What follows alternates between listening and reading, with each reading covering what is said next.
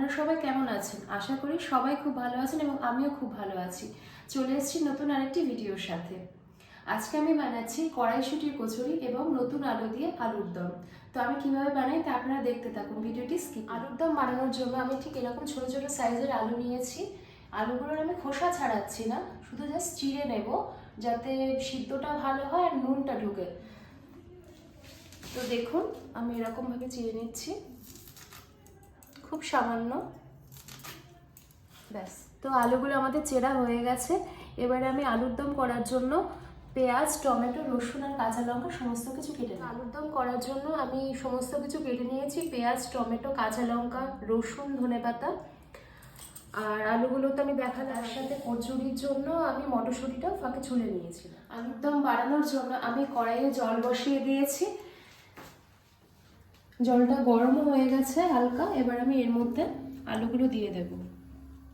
আলুগুলো সিদ্ধ বসিয়ে দিয়েছি। এবার আমি এর মধ্যে একটু লবণ দিয়ে দেবো, দিয়ে একটু ঢেকে দেব। আর ততক্ষণে আলুর দম বানানোর জন্য আমি একটু মশলাটা রেডি করব। তবে মশলার জন্য আমি এর মধ্যে কন্টেনারের মধ্যে গোটা শুকনো লঙ্কা, রসুনটা একটু বেশি দিলাম, আর সামান্য পেঁয়াজ কুচি দিয়ে দেব। দিয়ে এগুলো আমি একটা স্মুথ পেস্ট বানিয়ে নেব। তো আমাদের আলুর দমের মশলাটা পুরো রেডি হয়ে গেছে। এবার আমি কড়াইশুঁটি কচুরির জন্য মটরশুঁটিগুলো বেটে নেব। তো কচুরির জন্য আমি এবার মিক্সার গ্রাইন্ডারে মটরশুঁটি আর একটু ধনেপাতা দিয়ে দিলাম। এবার আমি এগুলোকে বেটে নেব। আমাদের পেস্টটা মোটামুটি রেডি হয়ে গেছে। এবার আমি এর মধ্যে কতগুলো চেরা কাঁচা লঙ্কাও দিয়ে আবার একবার পেস্ট। কচুরির জন্য আমাদের ধনেপাতা আর মটরশুঁটির পেস্টটা একদম রেডি হয়ে গেছে। তো এবার আমি এক এক করে রান্নাটা শুরু করব। তো আলুটা আমাদের একদম সিদ্ধ হয়ে গেছে। এবার আমি একটা ঝুড়িতে আলুর দম বানানোর জন্য আমি কড়াইতে তেল দিয়ে দিয়েছি। তেলটা গরম হয়ে গেছে আমাদের। এবার এই গরম তেলের মধ্যে আমি শুকনো লঙ্কা, গোটা শুকনো লঙ্কা, গোটা তেজপাতা, গোটা দারচিনি আর একটু জিরে দেবো, সামান্য গোটা জিরে।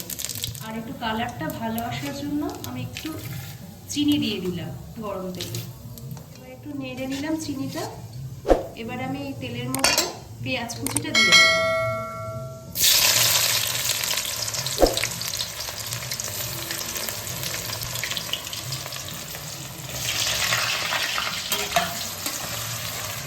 পেঁয়াজটা আমাদের হালকা বাদামি করে ভাজা হয়ে গেছে। এবার আমি এর মধ্যে রসুন, শুকনো লঙ্কা আর সামান্য পেঁয়াজ দিয়ে যে পেস্টটা করেছিলাম সেটা আমি এর মধ্যে দিয়ে দিচ্ছি। এবার আমি এগুলো মিক্স করে নিচ্ছি। মশলা কষানোটা আমাদের একেবারে হয়ে গেছে। মশলা দিয়ে তেলটাও ছেড়ে এসছে। এবার আমি এর মধ্যে হলুদ গুঁড়ো আর লবণ দিয়ে দেবো, স্বাদ মতো লবণ দিয়ে নিলাম। এবার মিক্সড করে নেব। এবার আমি সিদ্ধ করে রাখা আলুগুলো ছেড়ে দেবো মশলার মধ্যে।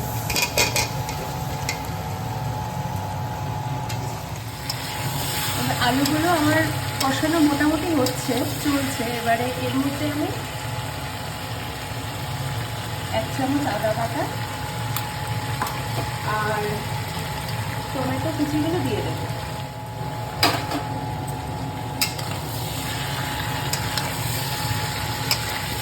এবার আলুর মধ্যে আমি জিরে গুঁড়ো আর কাশ্মীরি রেড চিলি পাউডারটা দিয়ে দিলাম। আমাদের আলুর দমের মশলাটা কষানো একদম রেডি। আলুর থেকে তেলও ছেড়ে এসছে আর কালারটাও খুব সুন্দর এসছে, যেহেতু আমি কাশ্মীরি রেড চিলি পাউডারটা দিয়েছিলাম। এবার আমি এর মধ্যে পরিমাণ মতো জল দিয়ে দেব। যেহেতু আলুটা আমাদের হালকা সিদ্ধ করা ছিল, সেহেতু আমি বেশি জল দিলাম না, সামান্য পরিমাণে দিলাম। আলুর দমটা ততক্ষণে রেডি হতে থাকুক, ঝোলটা একটু ফুটে কমে আসতে থাকুক। ততক্ষণে আমি এদিকে আর একটা কড়াইয়ের মধ্যে কচুরি বানানোর জন্য কড়াইতে তেল দিয়ে দিয়েছিলাম। আর এর মধ্যেই গরম তেলের মধ্যে আমি এবার মটরশুঁটি পেস্টটা দিয়ে দেব।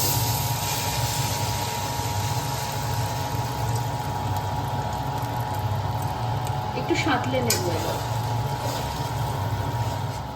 এবার আমি পেস্টের মধ্যে পরিমাণ মতো লবণ, আদা বাটা আর অল্প চিনি দিয়ে দিলাম।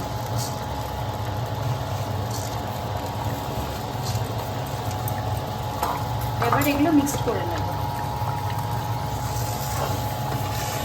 কচুরি বানানোর জন্য আমাদের পেস্টটা একদম রেডি হয়ে গেছে। এবার আমরা একটা পাত্রের মধ্যে নামিয়ে নেব, নামিয়ে কিছুক্ষণের জন্য ঠান্ডা হতে দেব। তো আলুর দমটা আমাদের প্রায় হয়ে গেছে। তো বাবাকে একটু টেস্ট করার জন্য দিচ্ছি, বাবা খেয়ে বলো কেমন।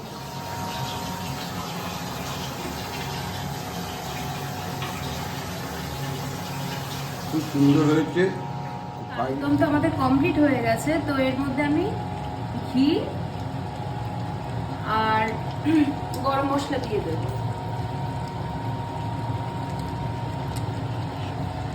এবার একটু মিক্সড করে দিচ্ছি।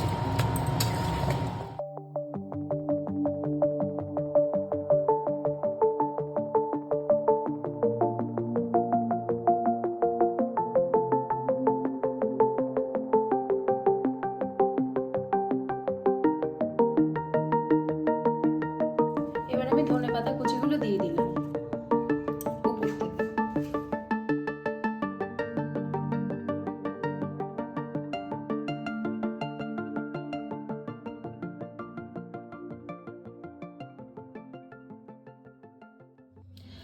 আমাদের কচুরি করার জন্য পেস্টটা একদম তো ঠান্ডা হয়ে গেছে। এবার আমি এর মধ্যে ময়দাটা দিয়ে নেব। আমি পুর করে মানে কচুরির মতো যে মাঝখানে যে পুর করে কচুরিটা তৈরি করে সেভাবে করছি না। আমি আটা আর মানে ময়দা আর পেস্টটা একেবারে একসাথে মিশিয়ে মেখে নিচ্ছি। তাতে আমাদের তাড়াতাড়িও হবে, চটজলদি হয়ে যাবে, এছাড়া আর কিছু না। ময়দা নেওয়া হয়ে গেছে। এবার আমি এর মধ্যে লবণ,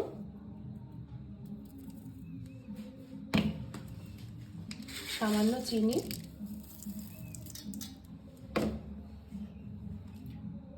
আর একটু সাদা তেল দিয়ে ভালো করে ময়ান দিয়ে নেব।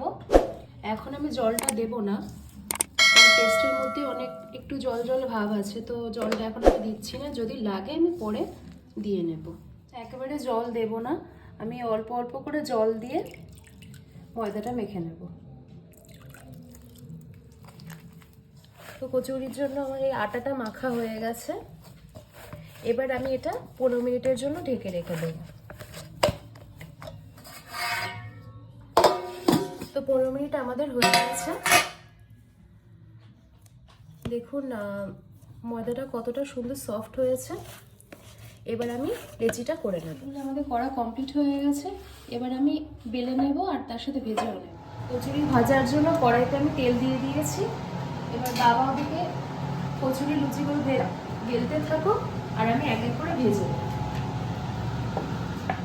বাবার এদিকে অনেকগুলো বেলা হয়ে গেছে। এবার আমি এক এক করে ভেজে নেব কচুরিগুলো।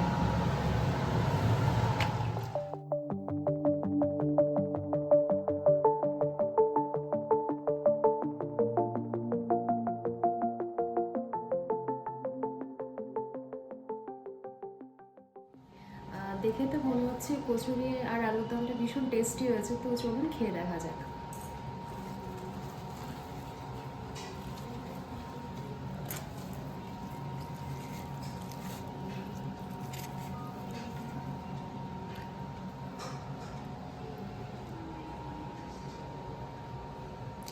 সত্যি খুব ভালো হয়েছে, খুব সুন্দর হয়েছে।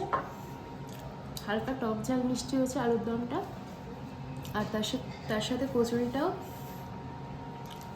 কচুরির মতো নুন মিষ্টি ফ্লেভারটা আসছে। একটু হিং দিলে অবশ্য ভালো হতো, কিন্তু আজকে আমাদের বাড়িতে হিংটা ছিল না, তাই আর দিতে পারিনি। তাছাড়াও খুব ভালো হয়েছে। তো আপনারা এই রেসিপিটা অবশ্যই বাড়িতে ট্রাই করুন। নতুন নতুন রেসিপির আরও ভিডিও পেতে গেলে আমার চ্যানেলটিকে সাবস্ক্রাইব করে পাশে থাকা বেল আইকনটি ক্লিক করে নেবেন, এবং যারা ফেসবুক থেকে দেখছেন তারা আমার পূজাস কিচেন ফেসবুক পেজটিকে অবশ্যই ফলো করে নেবেন। ধন্যবাদ।